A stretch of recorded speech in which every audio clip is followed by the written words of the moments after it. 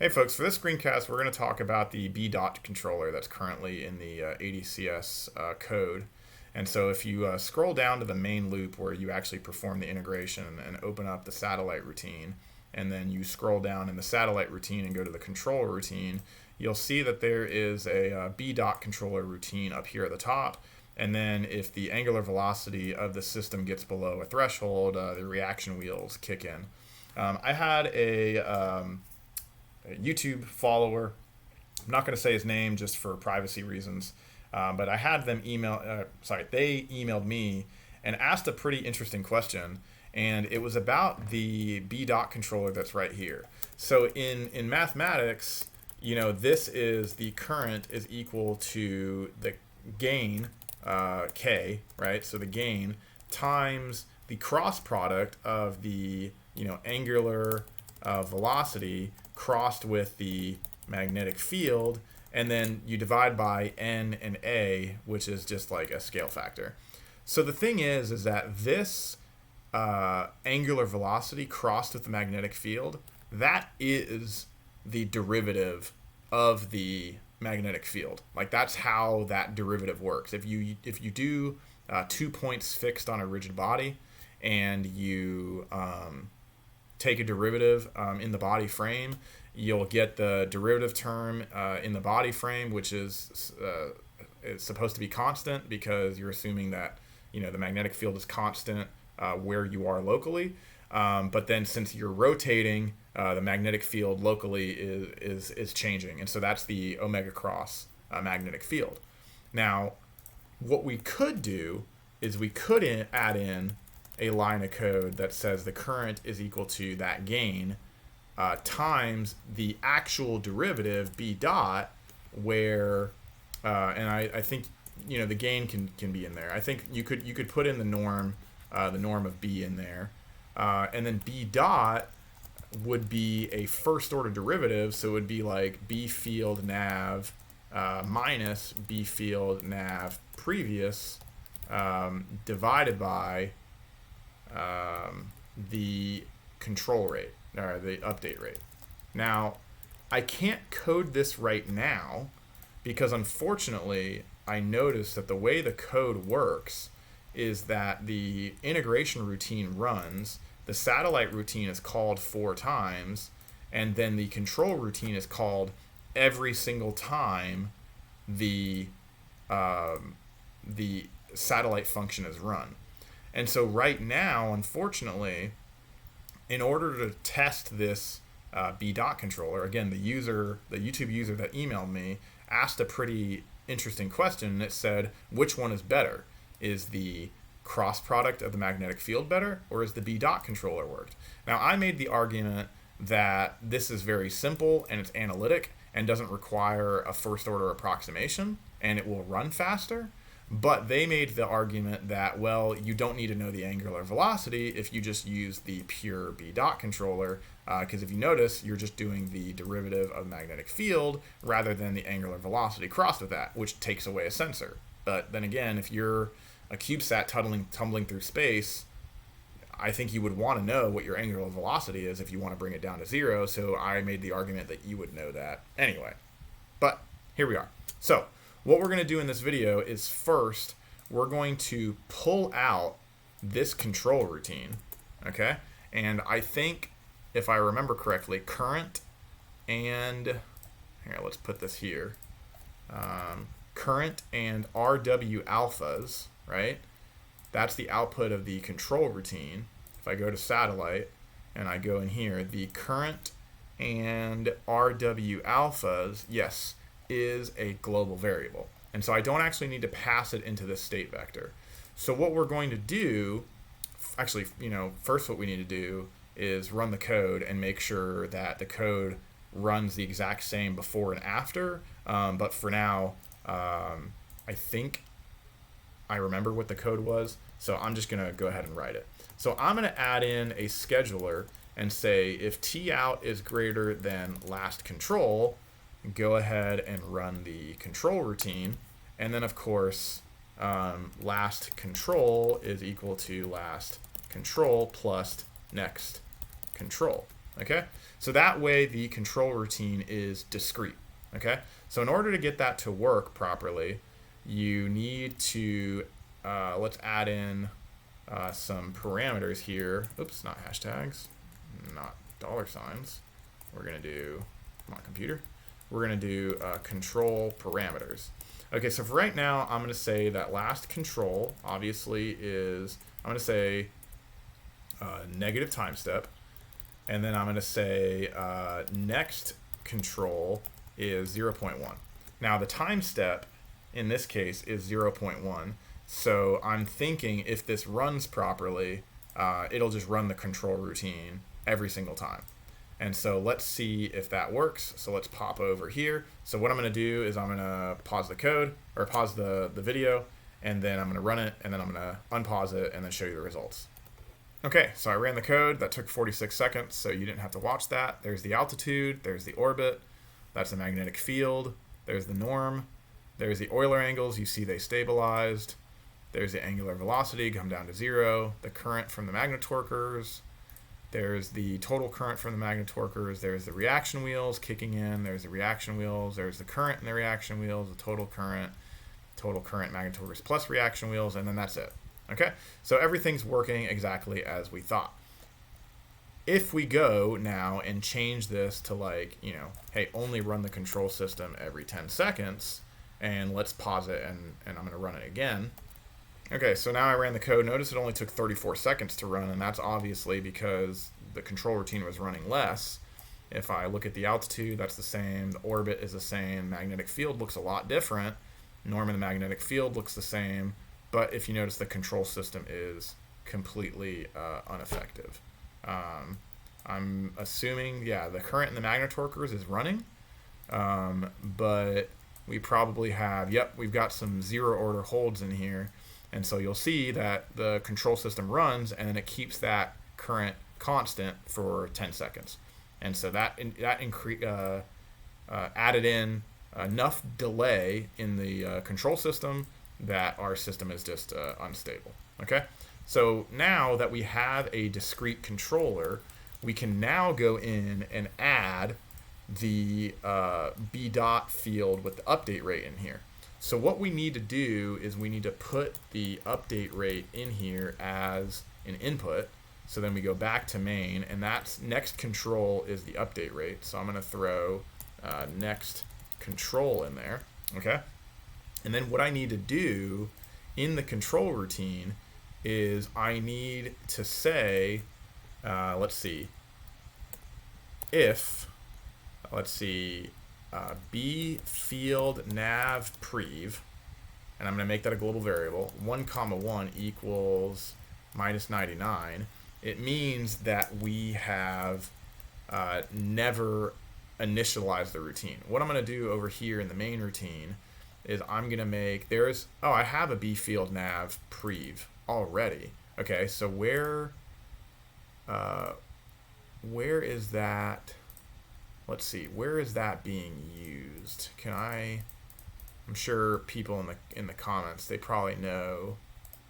Let's see, details. I'm gonna do a search through this code real quick, and then I'll pop back when I know where it is.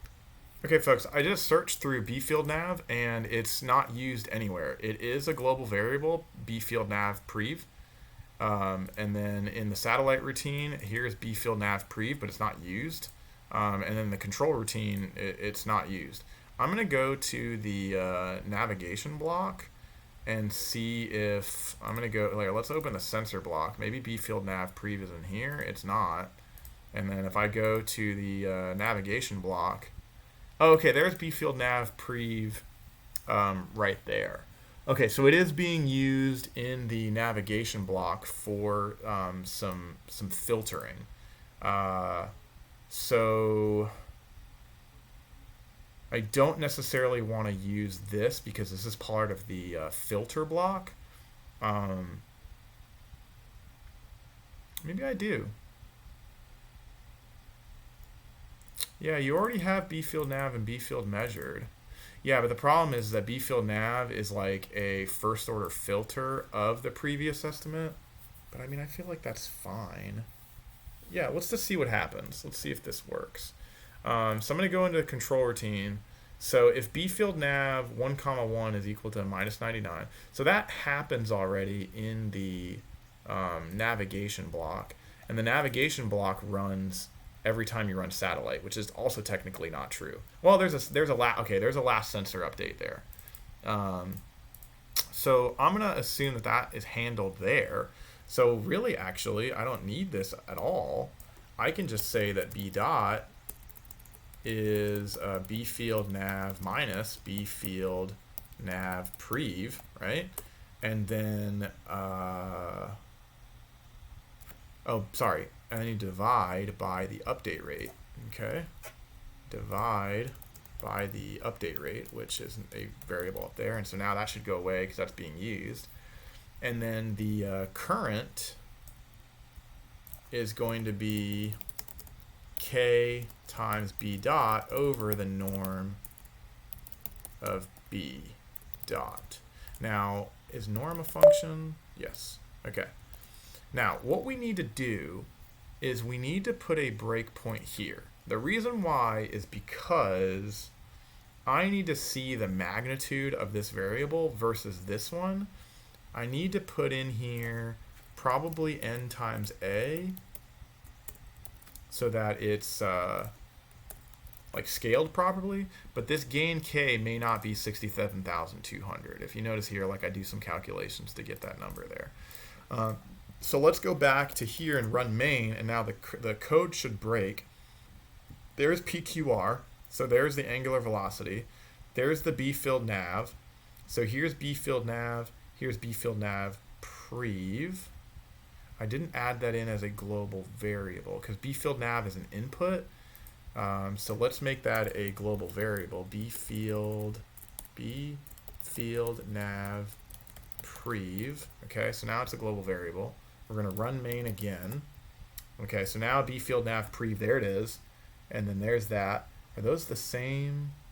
Let's see what happens. So I'm going to step. So now the current is, again, that's on the order of, 121. Are those milli? Are those amps? Yeah, those are amps. And so if I do milliamps, that's like 121 milliamps, 390 milliamps, and then that's only 70 milliamps. And then if I do b dot and I hit step, b dot 0, okay, let's continue. Is it going to be 0 again? 0 all the time. Okay, I think I'm going to have to save my own b field nav, okay, because I don't think it is saving properly. Okay, so I'm going to make a new variable called b field control prev. It's not nav prev, it's control prev. Okay, and then what I'm going to do is in here I'm going to make in the control parameters, I'm going to do b field Seidel prev is minus 99 0 0. Okay, there we go. And then in the control, b field nav is fine, but I'm going to do b field minus b field Seidel prev. And then I need to throw in that if statement that says if, and I can just copy it from the navigation block. Copy. I'm in control. If the b field Seidel prev 1 comma 1 is minus 99, which it is when you initialize it. That's minus 99. Okay. When you pop into here, if it's minus 99, the b field Seidel prev equals b field nav. Okay. And then I'm just going to set current equal to 0 0 0 because this is the first time that we've popped in here. Now, once b field Seidel prev is not minus 99, the b field nav minus b field Seidel prev is going to be my b dot, and then there's my current, And then what I need to do is say b field cdal prev equals b field nav. So basically here I initialize it. Why does it not like this if statement? It's missing an end. Okay. So I think what's happening here is if this is the first time that I'm entering in this loop, you just set it equal to each other. But the second time you enter into it, this should update. This will be different. And so let's put another breakpoint here. Let's run main and let's do step. So first let's look at current. It's different because I think everything is random. So my current there is, let's see, 879 amps, 42 amps, 500 amps. And then if I go here, that's the first time, so it's just going to say the current 0. And then I'm just going to hit continue, so I come to the next time. Current, same thing, 42 amps, 879 amps, 500 amps. But this time, b field cdal prev should be something different than b field nav, hopefully. And if I do Bdot, I should hopefully, no, I still get 0. Okay, well, let's do continue. And do I still get 0? I still get 0. So something is happening here where b field nav is not updating, and it's because my navigation block last sensor update. So in my main routine, when am I updating my sensor? Sensor.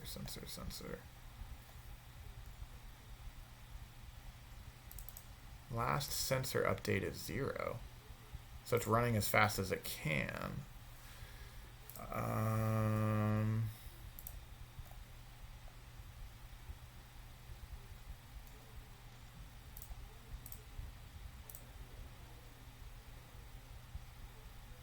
What if I just do it in here? And I say, because all of these are global variables anyway, if I just say b field cdal prev, right? And then here, I say b field cdal prev is b field nav, right? And then I say if b field cdal prev 1, equals -99, well then just set b field cdal prev to b field nav. But that's what I do down there.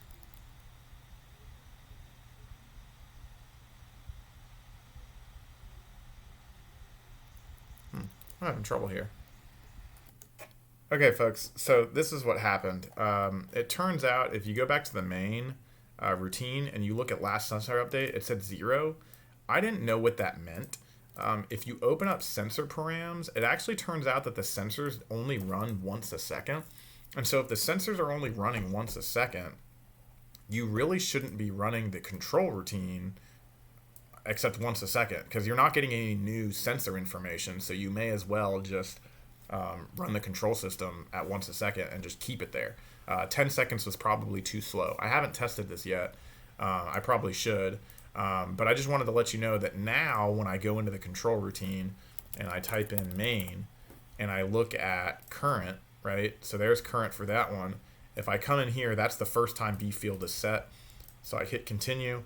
But the next time the control routine runs, the B field and the B field previous are different, and so B dot is something different. I removed the norm of the B dot here, and when I look at current is now 168, 293, 62. That's around the order that I was looking at. So let me hit continue again to make sure I got the signs right. So those are all negative. And then if we look here, this is, oh, that's 0. Interesting. Oh, shoot. Okay, so is it 0 every time? It probably just hasn't updated, hopefully. B dot. Okay, there we go. Oh, shoot. Okay, let's continue. So again, these are all, that's negative, negative, positive. And then if I run it, that's positive, positive, negative. Okay, yeah. So I think I need to throw a minus sign in here, but I think this will work. So what we're going to do is we're going to comment out this, okay? And we're gonna run it with the control routine at 1 and just make sure that this works, okay? Okay, folks, it kind of worked at an update rate of 1. So that's probably because of the reaction wheels. Let's go ahead and just set the control routine to 0.5 and run it again. Okay, so that worked. I was able to stabilize the spacecraft. Again, there were still some issues. It's clear that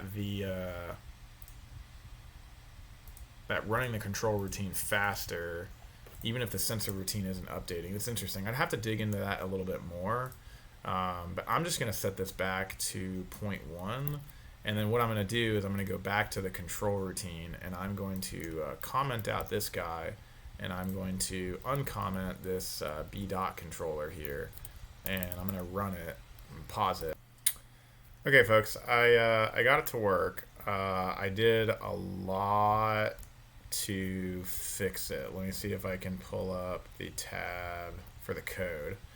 Okay, so what I did was I went into the navigation block, and I actually computed Bdot in the navigation block. So when the navigation routine runs, it is updating the B field nav parameter. And so before it resets the B field nav previous, it grabs the current B field nav, subtracts it from the B field nav prev, and then computes Bdot. The reason why this wasn't working before was because the navigation block has an update rate of 1 second, and the control routine has an update rate of 0.1 seconds. So the control routine was running faster trying to compute the derivative, but it was like every second it was getting a difference because the sensor update rate was only running once a second. Now, unfortunately, I had to increase the threshold for the navigation, for the reaction wheels to kick on, because it wouldn't, the angular velocity was taking longer to get to 0. And so you can see, it is working, right? Like the angular velocity is coming down, but it wasn't working as well. And so all I can figure is that this first order derivative is just not very accurate. The other issue that I was running into was that when I was in the control routine and I was computing Bdot in the control routine, I was dividing by the update rate of the control routine, which I should have been dividing by the control routine in the update rate of the sensor.